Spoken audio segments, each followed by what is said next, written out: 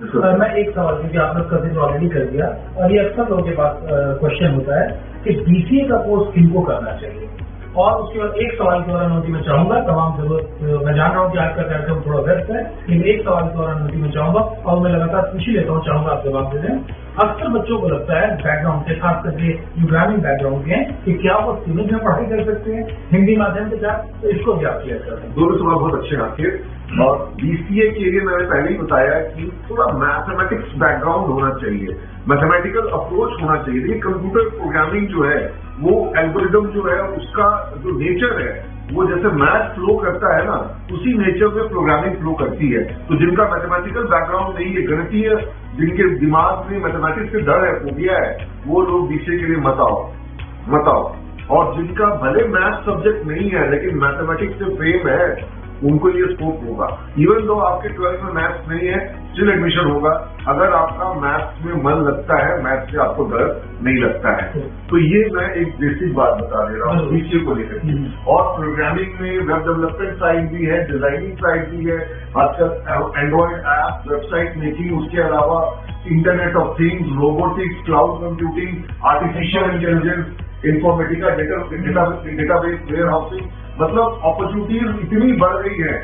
और ऑब्वियसली ये चीजें बिहार के कोई भी विश्वविद्यालय या किसी भी कॉलेज में इन चीजों को लेकर के, एंड्रॉइड को लेकर के, रोबोटिक्स को लेकर के, internet of things, artificial intelligence, deep learning, Python, PHP, ये सारी चीजें बहुत जरूरी है।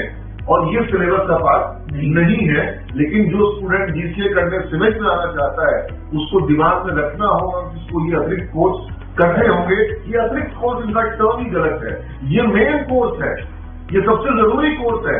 यही आपको अलग बनाता है, जिसके बल से सिविल के बच्चों को बेहतर प्लेसमेंट मिलता है। क्योंकि आपने पीएचडी पढ़ी है, आपने वेब डेवलपमेंट पढ़ा है, आपने पाइथन पढ़ी है, डीप लर्निंग पढ़ी है, अभी डीप लर्निंग का आईआईटी कानपुर के साथ वर्कशॉप हुआ। तो ये आप आईआईटी के लेवल के प्रोफेसर से पढ़ने को तैयार हो, तब आप समझ में आएंगे।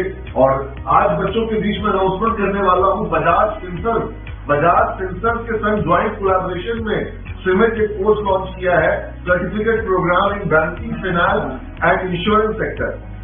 तो certificate program in banking, finance and insurance sector, ये बैंक में, फाइनेंशियल इंस्टीट्यूशन में उसमें गारंटी है कि बजाज फिंसर्व उसका इंटरव्यू लेगी। और बजाज जो अलाइंस इंश्योरेंस है वो भी बच्चों का इंटरव्यू लेगी कोर्स के बाद, और उस कोर्स की फीस है 1000। और मैंने अनाउंस कर दिया है कि आप 80% क्लास करो और 1000 आप हमसे वापस ले लो, यानी फ्री। ठीक है, सिर्फ 80% क्लास करना है और इंटरव्यू गारंटी है। और वो बजाज फिंसर्व की डिग्री जो सर्टिफिकेट जो मिलेगा वो ऑल इंडिया में उसका वैल्यू है। तो ये आईआईटी का सर्टिफिकेशन, उसमें भी हमने ये किया था, 500 का कोर्स फीस था। मैंने कहा था कि 80% क्लास करो, सबको 500 में पढ़े, तो सबको क्लास भी करने के लिए मजबूर कर दिए। और सबको अच्छा उसमें दिक्कत आई, बच्चों को दिक्कत आई कि आईआईटी के प्रोफेसर सिर्फ इंग्लिश में पढ़ा रहे थे, तो हमारे प्रोफेसर की अलग से क्लास लगाई गई उन्हीं चीजों को हिंदी में कराने के लिए। और स्टूडेंट्स ने कहा कि सर आईआईटी के प्रोफेसर से सिविल के प्रोफेसर कहीं से कम नहीं है, कहीं से कम नहीं है। मेरे को 56 इसका सीधा क्यों नहीं होगा, हम कुछ क्यों नहीं होंगे। तो ये बड़ा अच्छा लगा। आज जो बैच पास आउट कर रहा है, इस बैच में भी हमारे बच्चों ने बहुत बेहतर परफॉर्मेंस किया। और कोविड काल के बीच में यूनिवर्सिटी टॉपर तो रही है हर साल, कोई बच नहीं हुआ। जब मैं थोड़ा खुशी में उत्साहित हो गया हूँ, तो मुझे लगता है कि मैं थोड़ा तेज बोल रहा हूँ, लेकिन ऐसा एक भी वर्ष नहीं हुआ जब सिविल के छात्र यूनिवर्सिटी टॉपर नहीं बने हो। और इस बैच का अभी रिजल्ट आना बाकी है, अभी परीक्षा समाप्त हुई है।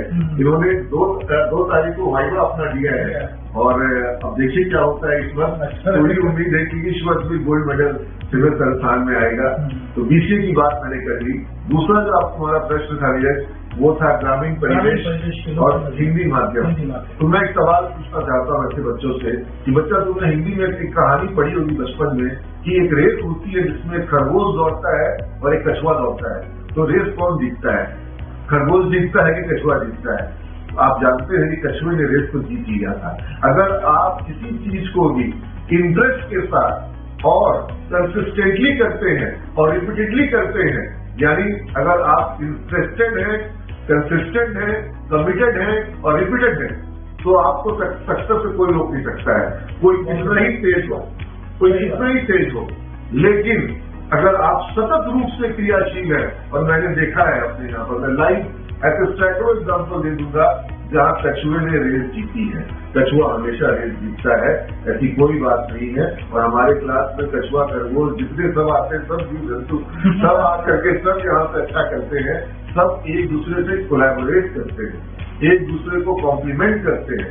जब हम ग्रुप बनाते हैं तो उस ग्रुप में कुछ कमजोर छात्र को रखते हैं, कुछ अच्छे छात्र को रखते हैं, कुछ एवरेज छात्र को रखते हैं, और उनको पीपीटी तैयार करना है, उनको प्रोजेक्ट बनाना है, वेबसाइट बनाना है, उनको सॉफ्टवेयर बनाना है। अब क्या होगा, जब सॉफ्टवेयर बना लिया तो कोई बच्चा ज्यादा मेहनत करेगा, कोई कम मेहनत करेगा, किसी को ज्यादा समझ में आएगा, किसी को कम समझ में आएगा। लेकिन मैंने अनाउंसमेंट कर दिया कि जब मैं इंटरव्यू लूंगा, सवाल जवाब करूंगा, तो जिस बच्चे को सबसे कम मार्क्स आएगा, सारे बच्चों को वही मार्क्स मिलेगा। अब इसका परिणाम क्या होता है कि जो तेज बच्चा है वो कमजोर को सिखाता है खुद से, क्योंकि वो जानता है कि अगर कमजोर को कम नंबर आया तो मेरा नंबर भी घट जाएगा। तो एक peer to peer learning environment बना दिया, तो कछुआ खरगोश सब मिल करके आगे बढ़े। तो ये इस तरह की ऐसी अनोखो प्रयोग है, प्रयोग धर्मिता, इनोवेशन सीमेंस संस्थान की निशानी रही है। और हम आगे भी हमारे बड़े संकल्प हैं, हम विश्वविद्यालय की संकल्प को लेकर चल रहे हैं। अभी जिस संस्थान में मैं ये वीडियो रिकॉर्ड हो रही है, इसके ठीक बगल में हमारा बड़ा कैंपस बन रहा है, जो लगभग 1.5 लाख स्क्वायर फीट का है, और जहां पर हम बिहार में वो सुविधा देने वाले हैं जो सुविधा आज तक बिहार को प्राप्त नहीं हुई है। सीमेंस की स्थापना इस लक्ष्य के साथ हुई थी कि बिहार के बच्चों का पलायन रुके। और ये जो नया कैंपस में बना रहा हूँ, सीमेंस विश्वविद्यालय जो मैं बना रहा हूँ, Sumedh centre, Sumedh Buddha centre of excellence जो बना रहा हूँ, गुरु Govind Singh centre of excellence जो पटना सिटी में बना रहा हूँ, वो मैं इसलिए बना रहा हूँ कि न सिर्फ पलायन रुके बल्कि बाहर से, और हमारे यहाँ पीछे आसनसोल में बच्चे आते हैं और नेपाल से बच्चे आकर पढ़ते हैं, गोरखपुर से आके पढ़ते हैं।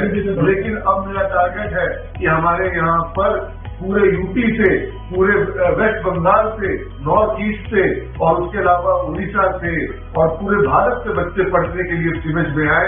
ऐसा उत्कृष्ट संस्थान बने। हो सकता है सुनने वाले को लगे कि मैं बड़ी बात बोल रहा हूँ, लेकिन जब पंडित मदन मोहन मालवीय, जिनके पैर के धूल के बराबर मैं नहीं हूँ, लेकिन जब उन्होंने सोचा था कि मुझे बनारस हिंदू विश्वविद्यालय स्थापित करना है, तो उनके पास न धन था, न साधन थे, न संसाधन थे, सिर्फ एक विचार की शक्ति थी। तो मैं तो उनके पैर के धूल के बराबर भी नहीं हूँ, लेकिन कल्पना करने में मुझे लगता है कि कोई मुझे कसर भी छोड़नी चाहिए। और जब कल्पना होगी तो प्रयास भी होंगे और परिणाम भी होगा। Thank you. आप सभी बच्चों से इस वीडियो के माध्यम से जुड़ करके मुझे बहुत अच्छा लगा। और भी आपके जो प्रश्न होंगे वो आप नंबर बच्चों को बता दें जिसको पूछ सके। हमारे कॉलेज का नंबर है 9350244444 या रिपीट कर दो 98350244444। आप इस नंबर पे कोई भी दूसरा नंबर है 7250767676 7250767676। आप इससे अपने कोई भी क्वेश्चन व्हाट्सएप कर सकते हैं, हम आपको वीडियो के माध्यम से। स्टूडेंट क्रेडिट का मैं नीतीश कुमार जी की तारीफ करता हूँ कि वो देश में पहले ऐसे मुख्यमंत्री हुए जिन्होंने ये स्टूडेंट क्रेडिट कार्ड योजना शुरू करी। गरीब से गरीब, किसी भी जाति का हो, उच्च जाति का, कई जाति का हो, कोई आय वर्ग का हो, उसको सबको 4 लाख बिना किसी गारंटी के 4 लाख रुपए का ऋण वो दे रहे हैं। क्लास शुरू हो गई, उसके बाद आपको 1 रुपया नहीं देना है। कब देना है? फिर 3.5 साल के बाद, जब जॉब लग जाए। जब जॉब लग जाए, आपने इंग्लिश अपना इम्प्रूव कर लिया, आपने सारे एड ऑन कोर्स कर लिए, आपने डिग्री कोर्स कर लिया, जब तक जॉब नहीं लगेगी पैसा नहीं देना है। आपको जॉब लग गई, कमाने लग गए, उसमें से आपको देना है। अगर आप 30,000 25,000 कमा रहे हो और सरकार को 4,000 रुपए का किस्त देना है, तो क्या दिक्कत है? खुशी खुशी देना पड़ेगा। जॉब लगने के बाद तो सीमेंस के बच्चों को तो मान के चलो कि देना ही देना पड़ेगा, चाहे कि जॉब लेना ही लेना पड़ेगा। और जॉब लेना है तो सरकार को पैसा वापस करना है। क्या दिक्कत है? अपने घर में तो पहले आएगा, सरकार के पास तो बाद में जाएगा। ठीक है। God bless you. Thank you so much. God bless you.